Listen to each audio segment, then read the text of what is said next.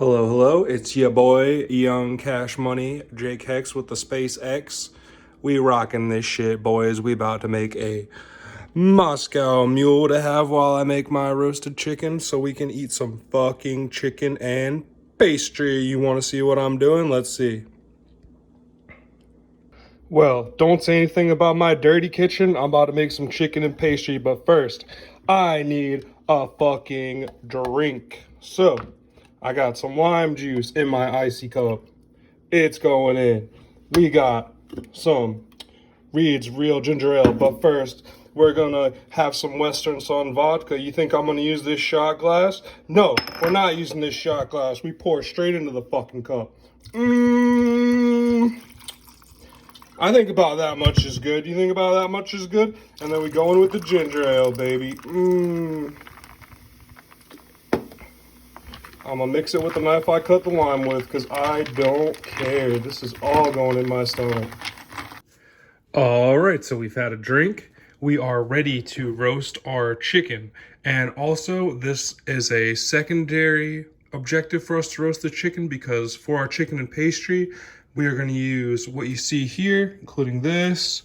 And also, I've patted these chicken legs dry. I've patted these chicken breasts dry. And I've taken a small knife and I cut under the connective tissue between the skin and the leg and also the skin and the breast. And I'll show you why I did that in just a moment. We're going to take, first, before we do that, I've got... rinse off my hand here. I've got some really super high quality extra virgin olive oil here. I'm just gonna do a light sprinkling of that on my two pans here. All right, now we're gonna grab our chicken leg, one chicken leg,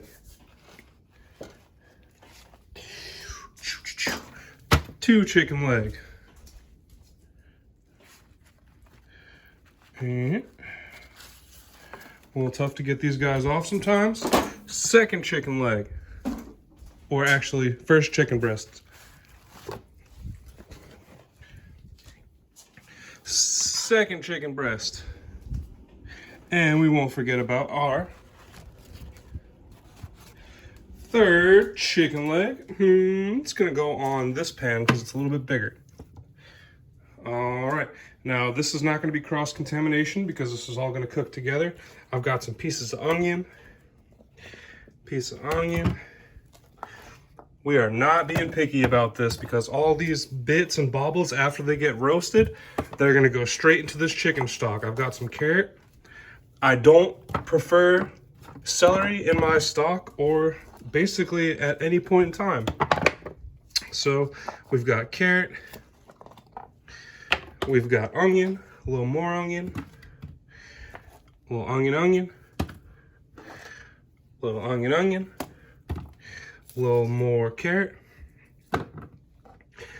And just as a side note, I've got the skins on these garlic so they won't turn too bitter when they get roasted on the pan. I'm just gonna throw these on here. Like I said, we're not being so precise because all of this stuff is eventually just gonna get thrown into a nice big sauce pot to make our stock for our chicken and pastry. All right, give me a moment to wash my hands. Now you've seen these ingredients before. What we're gonna do is we're gonna make a little bit of a softened herb butter so that we can rub it onto our chicken that we're gonna roast. And as you can see, I've taken these chicken skin and I've peeled it back so that it'll be easier for me to place the end result of this butter onto the skin of these chicken pieces here. All right, so I have got MSG. Now, none of this is measured. You can put as much or as little as you want. I've got onion powder. I've got garlic powder. I've got thyme here. A lot of thyme. I really like thyme. I've got sage. And, of course, you've got salt and pepper. Give me a second, I'll mix these together.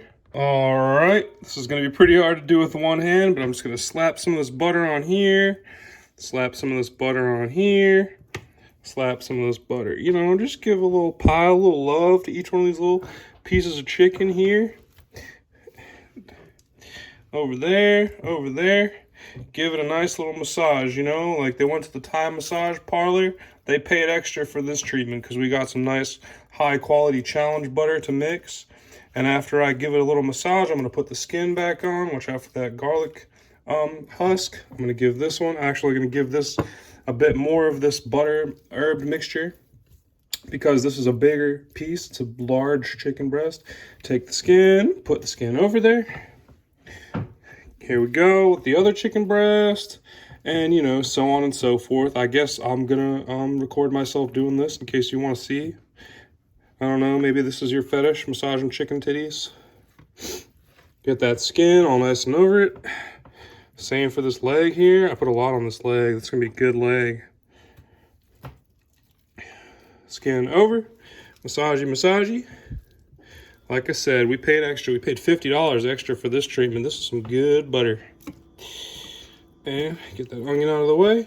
Skin on top. Get that husk out of the way. And, you know, we got a whole stick of butter here. We are not wasting any of this. We're going to put it back on here. We're going to give that a nice, good rub. Now, you think that this might be a lot of butter to use, but this is what it amounts to be, about a whole chicken. And a lot of this butter is going to get melted down. It's going to seep into all these veg on the side here, and we really want that because this, I'm going to take the chicken out of these pieces. I'm going to use that chicken in my chicken and pastry. But before I do that, I'm going to take all the bones and everything out. I'll probably even use most of the skin of these pieces to make that stock. I'm just going to make sure that I dollop on the rest of this butter. I've got my oven preheated to 400 degrees. Let me just make sure I get every little piece of this butter. This is some very nice herbed butter. I don't want to waste any of that. All right.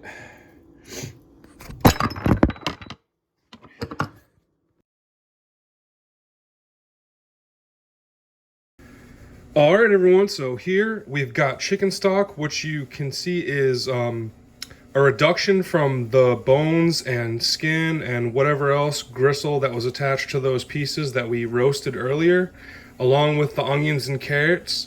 Those got boiled overnight, and then I put them through a strainer, took the grease off, and now it's sitting here bubbling because it's ready for me to put all the ingredients in for this chicken and dumplings.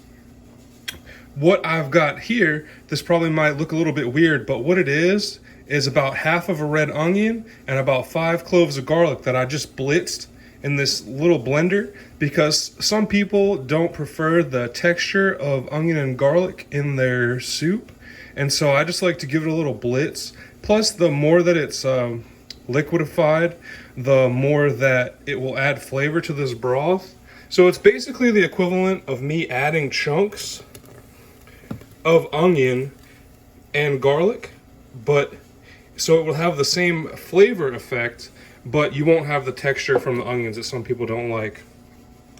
I've got about 6 or 7 snowmen's noses here that I've chopped up. They're about to go in here.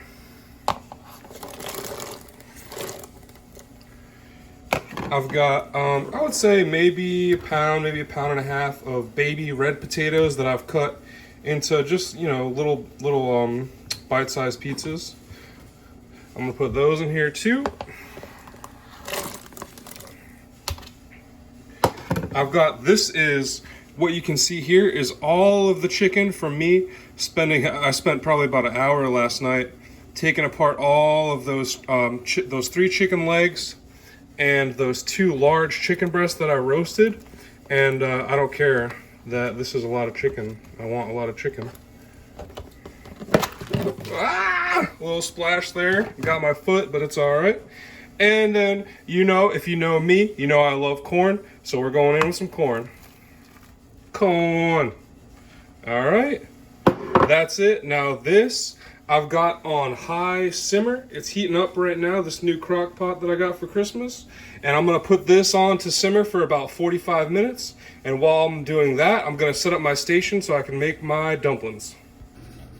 Okay, so the next step that I'm gonna do is I'm gonna make the dumplings. Now, this is gonna require 2 hands, so I'm not gonna be able to show you the entire process, but what I've got here is 1 3/4 cups of flour. And I've got half a teaspoon of baking powder and half a teaspoon of salt.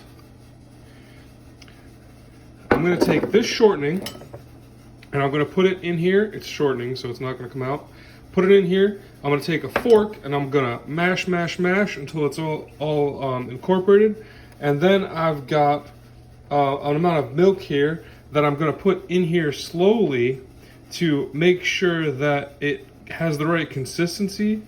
And then I will be able to roll it out and cut dumplings out of it. Okay, so I finished making that dough from earlier. I rolled it out into about 1/8 of an inch thick, and I'm going to try and square it off here. So, you know, I'm gonna use this dough, but just so we have some semblance of uniformity for these pieces of dumpling that I'm about to make. I'm definitely gonna reuse this, but I'm just giving you guys a basic idea. So here we go. Doop doop. All that's gonna get re-rolled out. And then I'm gonna take probably this amount thick. You know, it doesn't have to be perfect. It's chicken and dumplings. We're not making chocolate croissants here. I might split this one in half. Looks a little big. Pizza cutter, probably the best way to go here. And then, you know, I probably want like maybe like this big.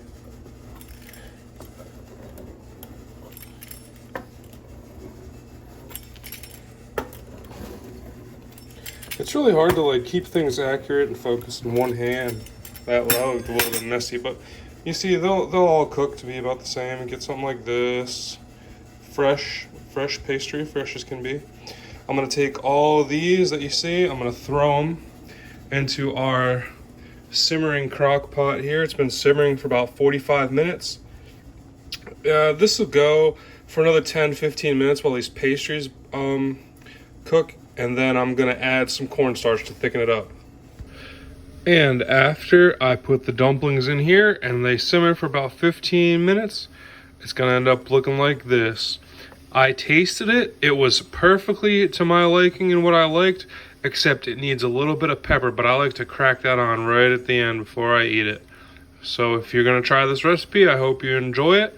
I know I'm going to. Thank you. Have a great day. And I just want to say that I'm doing this because I want to spend time with my grandparents, and so I hope that they'll be able to somehow watch this. I love my Meme and Pepe so much, but they're about 14 hours away from me, and I want to show them that I'm still thinking about them all the time. So thank you and have a happy new year.